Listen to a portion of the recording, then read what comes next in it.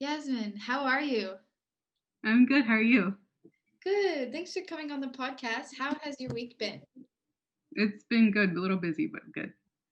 Yeah, busy with what? Doctor's appointments, of course, Yeah, especially today. But yeah, it's real. Yeah, I have yeah. How had are you? I'm good. I've had a busy week as well. I'm studying. I have a lot of like assignments due and I've had a bit of a flare up of like digestion symptoms this week, which has been Um, rough. You know when you're like yeah, nauseous for no reason, you're like, I don't know why. yeah, But yeah.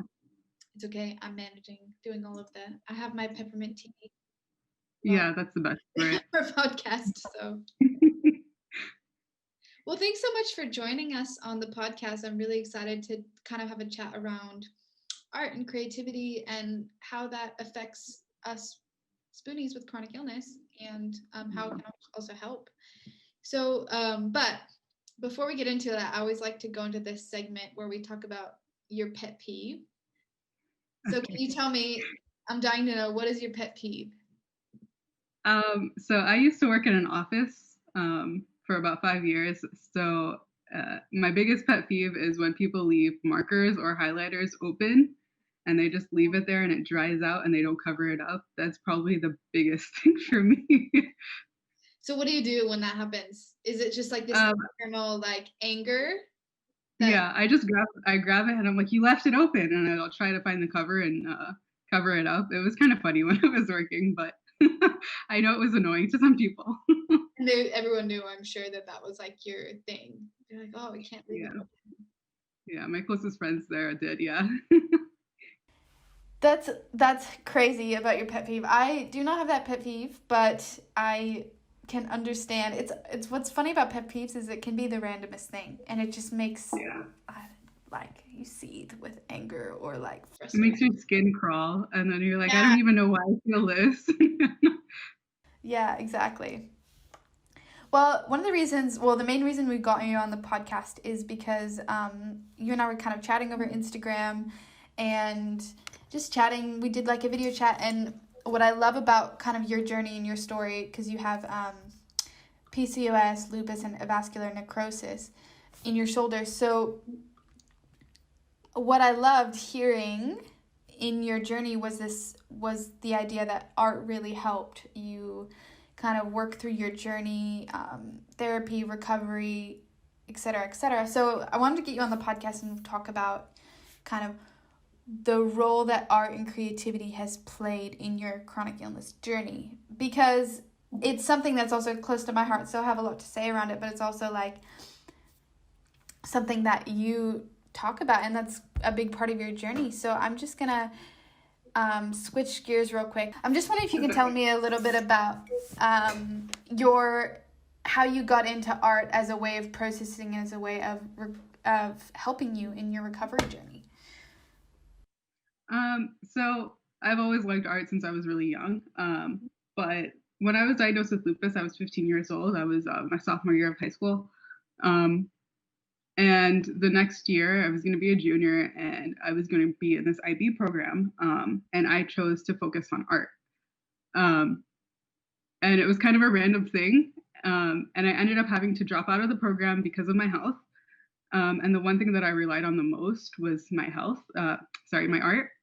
Okay. And my art is kind of like when I first started, it was really just a way for me to express the emotions that I was feeling in just a different way because I wasn't really able to express it when I was talking to people.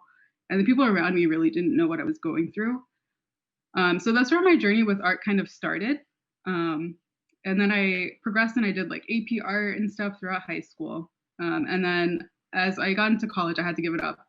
I had to continue like working towards my career goals instead. And I thought it would just be like a phase that I went through. But over time, it's kind of found its way back into my life. And it's found my ways in different ways, and like party planning, even sometimes, or recently it's been just drawing for my Instagram that I started. And I kind of started that because I had shoulder surgery on my right arm last year, October. Um, and I actually lost all feeling in my right hand, and that was my drawing hand. And I didn't really realize how important it was to me until I really couldn't use it anymore. So for the past like 6 months, I've taken the time to just like start drawing again and start, feeling that creativity in myself again. And it's honestly helped me so much mentally, at least. So can I just circle back? It's really interesting what you say about art being a way to process emotions.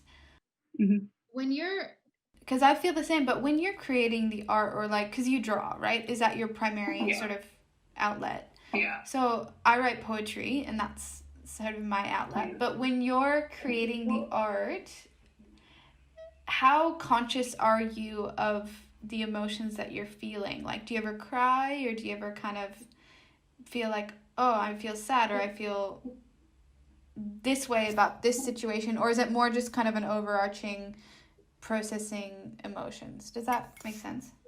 Yeah, it does make sense. Usually when I draw, I've been just thinking about everything, because usually for me, my thoughts are just always like go, go, go, go, go, go, go. So I've been taking an hour out of my day every day for the past almost 6 months now. And it's just a time for me to process everything that's actually happened to me throughout the day, throughout the week. And for me, that's most important. So yeah, for me, it's kind of just like feeling those emotions and feeling those feelings that I've been having throughout the day that I didn't take the time to actually process. For me, it's not really crying. It's just like almost like taking a big deep breath, and it's like a sigh of relief whenever I do it. And that's why I've been doing it so often. I don't really find that with reading and different stuff, but I do find it with art. So yeah. So what's like, I've felt similar with that, but it's, for me, it's definitely more of a, like, I'll start writing something and my emotions kind of just start flowing out, and that's when I realize, because like I've always had this issue where I'm disconnected from my emotions, and I rationalize everything, and something that I'm dealing with through counseling and all of that. But it's writing and journaling and poetry is a way of like taking my emotions and reconnecting with them with myself. And I find that I often cry, or often have this revelation of, here's the situation, or here's something that happened, and this is how I feel about it. And now I'm like, oh, I feel this, I feel sad, or I feel guilty, or I feel ashamed, or I feel left out or hurt, and it's like, no, I don't always love feeling those emotions, but at least I'm letting myself feel them and then process them, as opposed to like stuffing them down. I don't know if you relate with that at all. I do. Especially my senior year of high school, I remember I wasn't feeling good at all. Like, I did not emotionally, I had just like taken a turn. And it was just kind of like I was getting to that point where like I needed to talk about what was going on, but I had no idea how to talk about it. And I remember I created this piece of like, it was a self-portrait of me, and it was a little like dark, but when I finally like saw the actual thing finished, I was like, wow, like I now understand how I feel. I understand that right now I'm going through something that's really hard, and I'm trying to process it.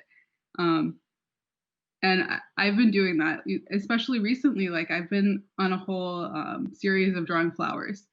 And first I was like, oh, it's just flowers. But as I started to do it, I was like, you know what? This is actually something that I'm paying attention to now. Looking at the small things in life and bringing beauty to it. It's been something that I've been working on, especially with myself. And I think that's so reflective in what you're doing creatively, and what's going on with your life creatively. Especially for me, like, a lot of my work right now is black and white. And before, I used to always be into color. And I think that kind of speaks a lot to what's kind of what you're feeling, because if you're feeling happier, I feel like you're going to bring in a lot more colors, a lot more vibrance. But when things are a little bit black and white, it kind of like, it brings out that emotion a little bit more, if that makes sense, a little bit more moody. Yeah, exactly. I think For sure. And I don't know if you find, I find sometimes like when I get into poetry, it's almost like this prophetic thing, or like really, it's like putting words to the season. Like I wrote this poem not too long ago, and I was telling a friend about it, where I was talking about, I'm going through this whole like inner healing journey at the moment, and going to therapy, et cetera, et cetera. And it's like, I don't know if like for me there was like the first level of inner work, and now there's like the second level, and I feel very much that I am going through this journey of like unlocking a lot of things. And I wrote this poem about how I was like stuck in this cage, and then there was people all around, and they've been trying to help me get out of this cage or help find the key, but the key is actually inside of me, and I have to like do really deep work facing my fears and my guilt and my shame to find the key and unlock the cage. And it's just like, that's really heavy, right? But it's also like exactly what I feel like is going on at the moment. It's like there's people around me and they love me and they want to help me, but they can't, because this is my journey and I have the key. I don't know if you've ever had kind of moments like that in your art where it's had... You have? Yeah, definitely. Right now I'm going through this whole like self-love journey. I've hated myself almost for a long time because I felt like my body wasn't, capable of doing just normal things. And especially with the last year when I couldn't move my arm, I had to have somebody helping me all the time. Yeah. I felt like I wasn't enough. And I've been creating art that I share that's very beautiful. But when I'm making art for myself, which I think is also important because you have to just let your emotions out, I've been looking at what I'm feeling, and it's usually kind of dark and it's usually a little scary. Most of the time it's like looking at nature and looking at the whole circle of life and where I stand in it and what's going to make me happy, if that makes sense. Yeah. So yeah, I completely understand. It's a scary experience to be going through these things, and especially processing your own emotions, because you don't really know what you're feeling sometimes, and you need to express it in a different way, just to get it out. And a lot of it for me comes through like dreams. Really? I don't even know that I'm feeling this way sometimes, and then I'll, finally go to sleep, and then I'll have this like really weird dream. Like last time I had this dream that I was like in a ship, and I had no control over the ship, and it was just kept running into things, and I actually had to like sit down, think about it, and actually started to draw it. Like I started to draw being in a ship and understanding that I felt like I didn't have like any control over my life right now. And especially right now where everybody's like emotions are all over the place, it was just so nice to like sit down and be like, okay, this is what I feel. And so I'm talking about, it's like a big like sigh of relief, like, okay, now I understand what I'm going through, now I can work through it. Yeah, that's crazy about the dreams component, because I get dreams as well, and sometimes I wake up heavy and I feel really heavy, and I know it's my brain's way of kind of processing what is going on, because it's like we have so much going on in our days, and like we don't give ourselves necessarily that space, or we don't even know what we need to process, Yeah. I had a dream. Yeah, I've had dreams where I've lost control as well, and then I'll get like specific people in that dream, and then it's like almost like they're the person that I should be reaching out to. It's like my brain is telling me, reach out to this person, they're safe, etc., etc. But I think it's so important as well. You make a good point about with those dreams, like sometimes processing them and even writing them down, drawing them, however you kind of express yourself creatively, giving it space, because I think sometimes our emotions are very much connected to our physical bodies. You know what I mean? Yeah, they are. They definitely are, because I felt when I'm able to feel that inner happiness in me, I've always felt you have that energy to take care of yourself a little bit more and give yourself that space. But when you keep thinking negatively towards yourself, because for me, that's always been a problem where I kind of think a little bit too negatively about myself. I think that like, oh, I'm not worth it. I'm not worthy of it. And that's something that I've had to continuously try to overcome throughout my life. And I think that's kind of what all of my work is kind of about, is finding the beauty. And it comes in so many different ways that it's really interesting to me to see how I'm thinking of it and how it actually like comes out when I'm trying to portray it on paper, at least. Yeah, and it's interesting that you're talking about the circle of life as well, because it almost sounds like how do I contribute to society sort of mind question, you know what I mean? Like, what's my role in the greater scheme of things? And I think as well that's a big question that spoonies and people living with chronic conditions struggle with. It's what is because society tells us that we need to be skinny and healthy and perfect and not struggle, and those are the people that contribute best to society, etc., etc.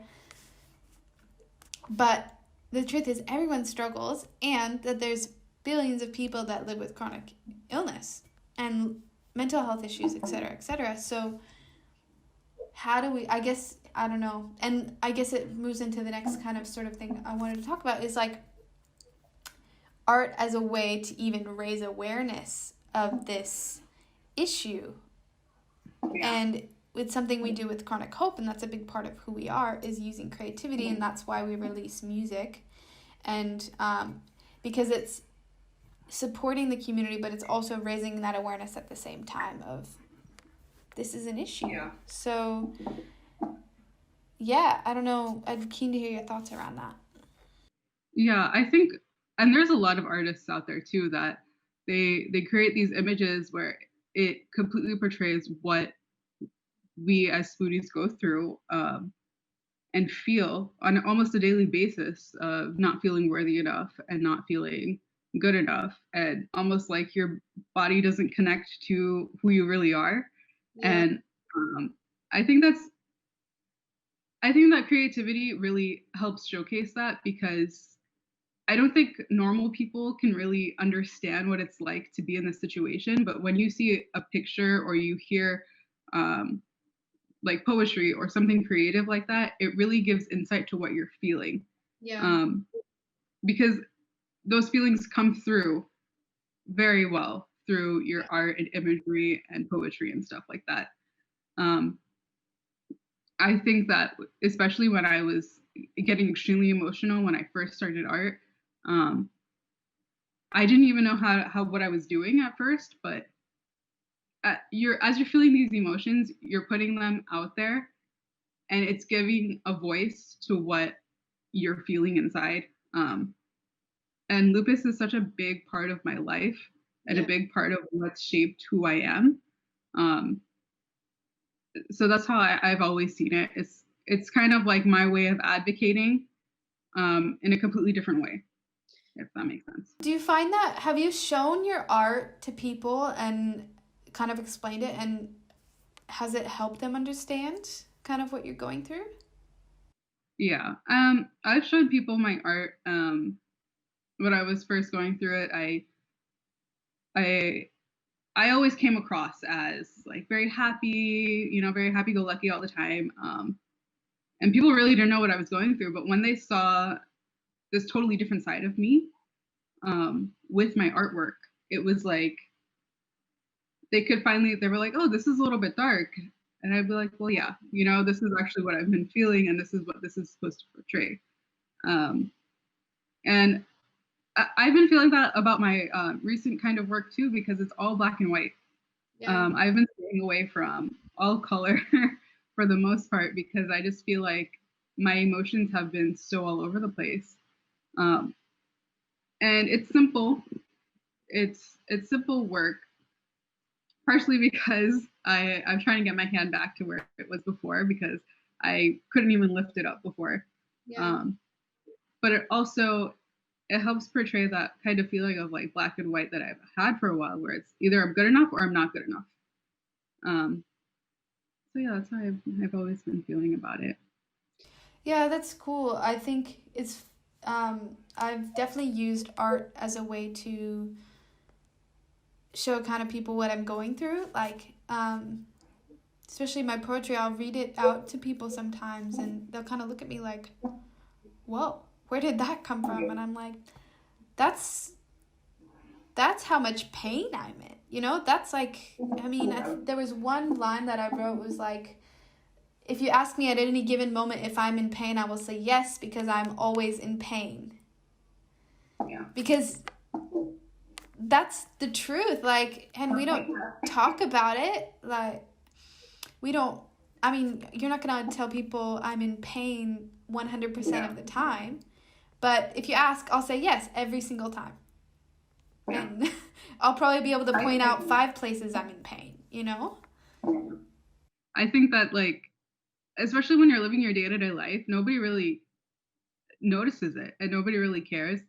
But that's what I'm like saying, like when you sit down and you're able to process those emotions, even you sometimes don't even know what you're feeling. Yeah, exactly. And you don't know how to express that to other people. And when you're finally able to express it in a different way, creatively, it could be through writing, it could be through art, it could be through even cooking. I feel like, because that's been a kind of an outlet for me too, like just being able to like take that time for yourself. And I think mentally that has changed me so much. And when I didn't take that time, when I gave up art for, I think it was 4 or 5 years, I gave up art.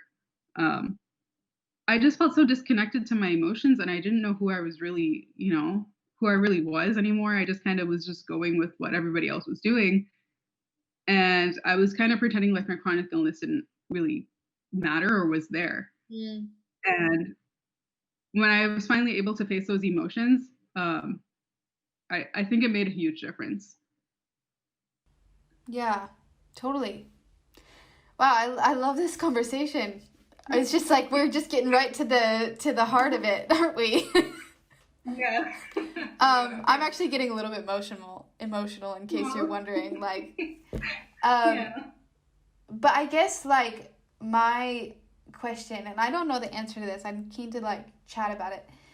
I think for me, for the longest time, I didn't think I was creative because I was told that I wasn't, and you know, and so I guess for people listening that don't see themselves as being creative, or one, I don't actually think that's true. I think everyone is creative in their own way, but like how would someone that feels like they're not creative maybe connect with find an outlet for their emotions, or find an outlet to like creative outlet? I don't know, do you have any thoughts around that? Well, I think that when you're thinking about doing something creatively, sometimes you're thinking it's for another person or to showcase to other people, but in reality, it's just for you. So even if you're painting a sunset and you think it looks terrible, that's for you. That's for you to express those emotions. So for me, I think that when somebody says, oh, I don't know how to draw, I don't know how to paint, it's not even about that. It's about just trying something that's going to make you feel a little bit better. So for me, I have to keep my hands busy all the time for me to actually process those emotions. For some, it might even be meditating or doing something like gardening or going outside and just getting some fresh air and being able to express those feelings and those thoughts. So that's how I kind of see it. It's not for anybody else but you. And I've known like some family members and stuff that like do these little paintings and stuff, and it makes them feel so much better. Yeah. And it's not like they're like an artist or amazing or anything like that. But to me, it's more important to feel better after you do something like that than to really feel like, oh, well, I'm not that great, so it doesn't matter. I'm not going to do it anymore. I think what matters is you just being able to put your emotions into something and just really feel it for those couple minutes at least. Yeah. Yeah, and actually, it's so it's so true, and there's so many ways to express yourself creatively, and I think you make a really good point in the sense that it's for you, it's not for others, and I didn't even think of that because for me, I've been doing it for so long for myself that I forgot that some people, might not see it that way, Yeah. but it's so true. It's for you, and sometimes it's not meant to be shown to other people, or sometimes it's meant to be shown but in really safe environments. But I think creativity is for everyone, and not everyone's going to connect with this podcast or this idea of creativity, but there is research to suggest that there are like massive benefits to, it's actually a thing, it's called art therapy, and it helps with, it's used for conditions like anxiety, cancer, depression, eating disorders, emotional difficulties, stress, substance abuse. It treats so many, I guess, different conditions, and it's definitely something I think to put in the Spoonie toolbox, is like, especially for me, because like people are always like, do meditation or think positively, do self-affirmation. It doesn't always work for me.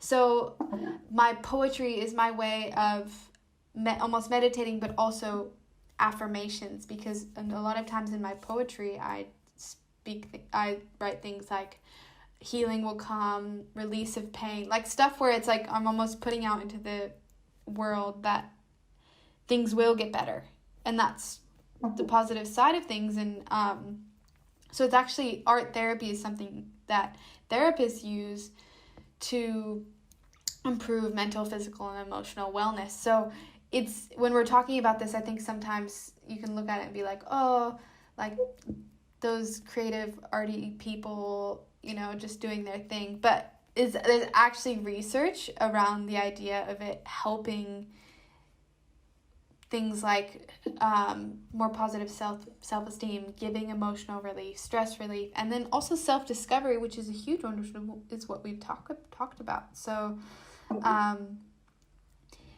we're talking about this whole idea of art and creativity, but it's actually scientific as well. So yeah, I was actually talking about so I see therapists every week, and I was talking to her about it because I was like, well, art really helps me, and she's like, there's actually some really great therapies out there to help you with that. And I think if you're trying to find an outlet to make yourself feel better, why not give it a try?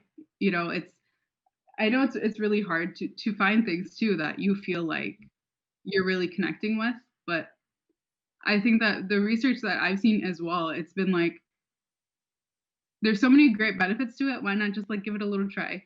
For me, that's what I always think about it. Yeah, and like you said, it could be so many different things. It could be it could be photography, it could be writing, it could be drawing, it could be painting, it could be cooking. And in the show notes we'll put some ideas out there, but it's not about what other people see. So if you think you're a bad photographer, a bad drawer, it doesn't actually, or if someone else thinks that, it doesn't actually matter. It's actually not about necessarily the outcome, it's about the process. Yeah. Well, and even if it's just like, even if you're just writing in a journal, maybe one sentence a night, just starting out, just seeing how you feel about it, or if it's, drawing on like pieces of paper while you're taking notes for something. For me, that's how I started. I started just drawing all over my notes, and for me, that helped calm me down, because I was getting so much anxiety when I was sitting in class, because there was like this overall feeling of like, what am I doing? Why am I here? I should be doing something else. That sort of feeling. And if I just sat down and I started coloring, and I would just color my notes. I would like make my words like really bold on my notes. And that was kind of the start of it. Like I started to feel a little bit better with that. And I think if some people thought I was like weird, they would look at my notes and be like, what's wrong with you? But it was the start of how I really started to connect those emotions to what I was doing with my art. And I think that's something that a therapist, an art therapist can help you with. Yeah, for sure. And have you found any resources around kind of like how art helps you in more like, have you done any more intentional work, or is it really just like whatever you're feeling sort of thing? Yeah, when I was in high school, I had to do, because it was AP art, I had to do this whole like research into what I was like, the emotions and what everything meant for the work. And something that I found was I was connecting a lot of my work to the disconnect we feel with technology and our emotions. And because I was using technology so much to connect with other people like me, but I felt so disconnected at the same time. Yeah. If that makes sense. And that was something that I had to like really dig deep and look into and see what I was doing, if that makes sense. Yeah. But yeah, that was the main and last time I really did that. As I started getting back into art, I'm starting to understand like what I'm really doing with my art and what I'm feeling. So yeah. Yeah, that's cool. So switching gears a little bit, do you have any recommendations, I guess, for like resources or books or anything around the subject, or even just kind of in general for the Spoonie community? Like, what's your vibe of the moment? So for me, some resources that really helped me when I first started this whole journey was looking at Lupus Chick. She was the first like blog that I saw doing anything with like the lupus community. Okay. So that made a huge difference in how I felt about my whole diagnosis. But when it comes to artists, even in just like the Instagram space, I've seen some really great ones. I've seen like Show Creates. She makes some really deep pieces where she like really shows what she's feeling at the moment. And I actually really like relate to those ones. And I know there's some other ones out there that create images and put words with them that completely like can really embody what you're feeling. I think that those artists actually help me the most, but I'm more into art than most other things. Yeah, cool. Well, and in the show notes, we'll link all of the people that you've suggested and everything for those listening that want to check it out. And yeah, it's been really great chatting with you. And I honestly think that this is going to add a lot of value to the community, just your journey around art. And I definitely have had a similar journey. And I guess the encouragement and the takeaway is to use art. And anyone listening can totally reach out to us at Chronic Hope. I'm sure Yasmin is happy to chat with anyone about like that process and like how to get started and what that looks like. And I think the takeaway for me is, and this is what I would encourage anyone in the chronic illness community or any Spoonie, is get in touch with your emotions. And art a lot of times helps with that. Get in touch with how you're feeling. It's really hard, and a lot of times Spoonies carry a lot of sadness, guilt, shame, like some really heavy emotions. Yeah. And rather than ignoring them, the encouragement is to process them, whether it be through art, through even talking with the therapist, talking with a friend, because we hold that in our bodies. I hold that in my body. I know that when I cry or when I kind of process stuff, like I physically feel better. So, yeah, the encouragement to the community is don't ignore the emotions, process the emotions, and work through it. And that, honestly, like, we all have value in this space and in this world. We all have things to offer, and if it's just our art, that's amazing in itself, you know? Yeah. And anyone listening as well, if you have art that you want to send over, we'd love to share. We'll definitely post your art account up as well, Yasmin, and share with the community. So yeah, Thanks so much for coming on the podcast. It's so great chatting with you. Of course. It was nice chatting with you as well. Yeah.